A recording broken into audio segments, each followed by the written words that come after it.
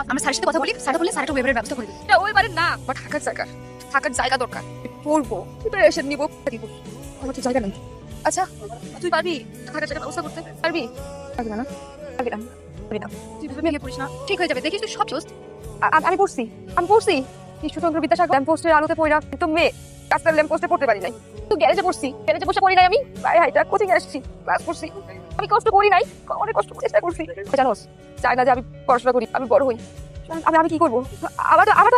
আমি কি করবো? আমার মনে হয় আমি গরিব দেখে আমার দোষ না, গরিব বলে আমার দোষ। পড়াশোনা করার অধিকার নাই, গরিব রেখে বড় হতে পারে না। কি করবো?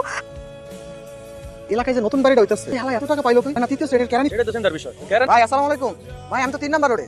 সামনে মানে কি হইছে ভাই? মানে কারে বিয়ে করবেন? রিমি আবার বিয়ে করবেন? আচ্ছা এই কাজে অফিস সামনে চল। কি করতেছেন?